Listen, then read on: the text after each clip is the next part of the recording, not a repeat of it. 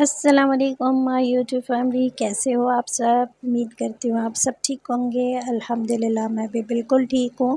تو آج کا ولاگ ہم جو ہے سندھ کی ثقافت سے، یعنی کہ سندھ کی جو فیمس سندھی بسری گڑ کی روٹی، اس کو ہم بنائیں گے۔ اور یہ زیادہ تر سندھ میں بنائی جاتی ہے، باقی لوگ بھی بناتے ہیں، ایسا نہیں ہے، لیکن زیادہ تر یہ سندھی لوگ بناتے ہیں۔ تو یہ گڑ میں بنتی ہے، اس کو ہم سندھی میں بسری کہتے ہیں اور اردو میں ہم گڑ والی روٹی کہتے ہیں۔ تو یہاں پہ جو ہے میں گڑ کو چھری کی مدد سے اس کو پتلا پتلا کٹ کر رہی ہوں۔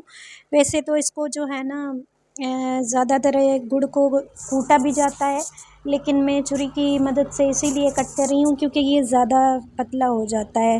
پھر گڑ میں نے فائنلی جو ہے یہاں پہ کٹ کر دیا ہے۔ اب یہ آٹا گوندا ہوا تھا، تو آج جو ہے میں کھا رہی ہوں بسری، کیونکہ میرا گلا بھی بہت خراب ہے، موسم بدل رہا ہے اور بدلتی موسم میں پھر گلا جو ہے میرا بیٹھ گیا ہے، اب میری آواز سے بھی فیل ہوتا ہوگا۔ تو یہاں پہ جو ہے آٹا میں نے رکھ دیا تھا، تو یہ میری سسٹر ہیں وہی بنا رہی ہیں، تو میں ویڈیو بنا رہی ہوں ان کی۔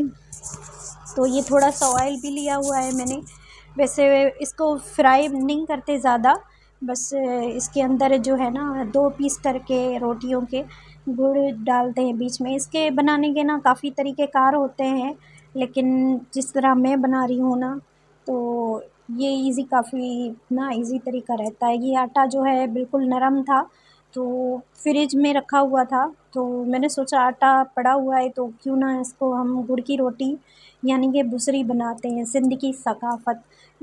ویسے سردیاں آتی ہیں تو سردیوں میں نا زیادہ تر یہ بڑی ہی فیمس ہوتی ہیں۔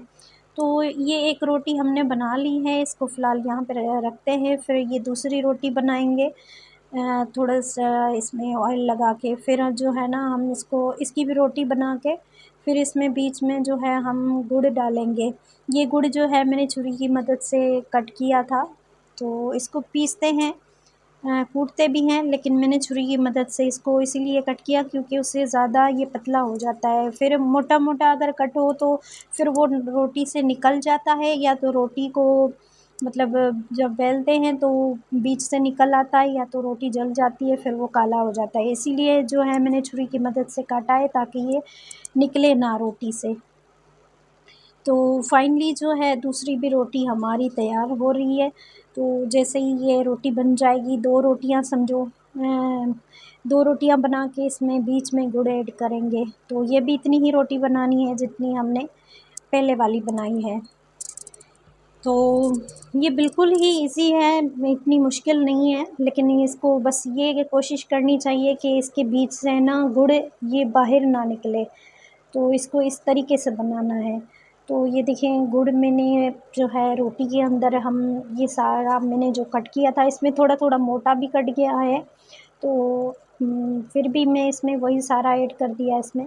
تو یہ بیچ میں گڑ ایڈ کر کے اب اس کے اوپر یہ دوسری جو ہم نے روٹی بنائی ہے نا وہ رکھیں گے، لیکن پہلے جو ہے اس کو برابر کریں گے۔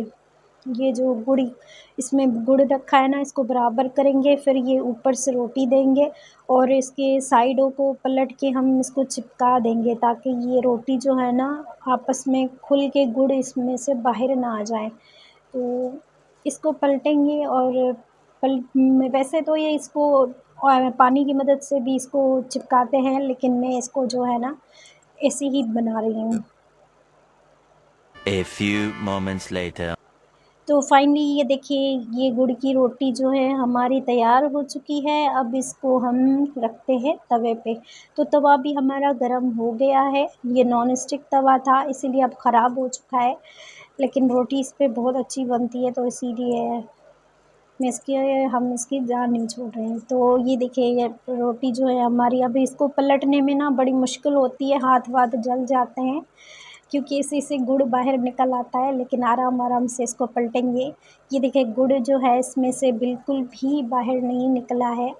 تو اب اس کو آئل لگائیں گے۔ یہ آئل میں نے کپ میں رکھا تھا، میں نے اس کو میں نے سسٹر کو بولا زیادہ فرائی نہیں کرنی ہے۔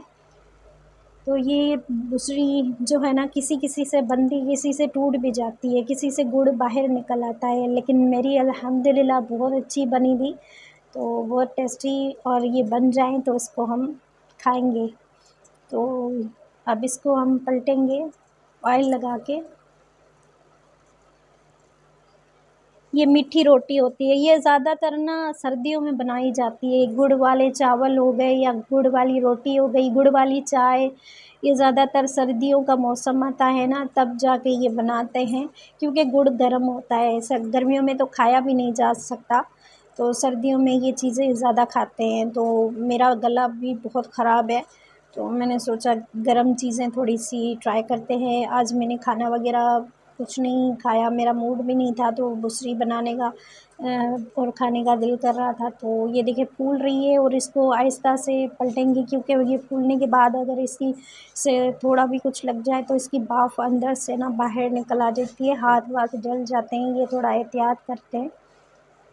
تو یہ دیکھیں بالکل ہی پھول گئی ہے، لیکن ٹوٹی نہیں ہے، نہ اسی سے گڑ باہر آیا ہے، اور جو ہے یہ بالکل بھی نہیں ٹوٹی ہے، یہ بالکل ہی اچھی طریقے سے بن گئی ہے ہماری بسری۔ تو اس کی آنچ جو ہے ہم بند کر دیں گے، ورنہ یہ زیادہ جل جائے گی، یہ کڑک ہو گئی ہے، تو اس کو زیادہ بھی جلانا نہیں ہے۔ تو اس کو میں نے آنچ جو ہے اس کی بند کر دی ہے۔ تو اب اس کو ہم رکھتے ہیں پلیٹ میں۔ یہ دیکھیں بسری ہماری تیار ہو چکی ہے۔ سندھی میں بسری کہہ رہی ہوں، آپ گڑ والی روٹی کہیں، کیونکہ آپ کو سندھی نہیں آئے گی سمجھ، تو یہ ہماری لینگویج ہے۔ یہ دیکھیں میری جو ہے گڑ والی روٹی کا فائنل لک، تھوڑی تھوڑی کہیں سے جل گئی ہے، لیکن کوئی بات نہیں، یہ کڑک ہو جاتی ہے، کڑک مزہ دیتی ہے کھانے میں۔ تو یہ جلی ولی نہیں ہے، کڑک ہو گئی ہے۔ تو میں نے ابھی ہم اس کو کرتے ہیں ٹیسٹ، اس کو پہلے کٹ کریں گے چھری کی مدد سے، تاکہ آپ کو میں دکھا سکوں کہ بیچ سے اس کا جو گڑ ہے نا کیسے ہو گیا ہے۔ یہ دیکھیں یہ بالکل بھی ٹوٹی نہیں ہے، یہ دیکھیں گڑ اس میں جو ہے بالکل ہی جیسے ہنی ہوتی ہے نا ایسے ہو گیا ہے۔ تو اس کو میں نے بیچ سے نکال کے آپ کو دکھا رہی ہوں۔ اب اس کو ہم کرتے ہیں ٹیسٹ، تو دیکھتے ہیں کیسی بنی ہے، یہ ٹیسٹ کر کے دیکھتے ہیں۔ یہ گرم ہے بہت، میرے ہاتھ جل رہے تھے، اور گڑ بھی بہت اندر سے گرم ہے۔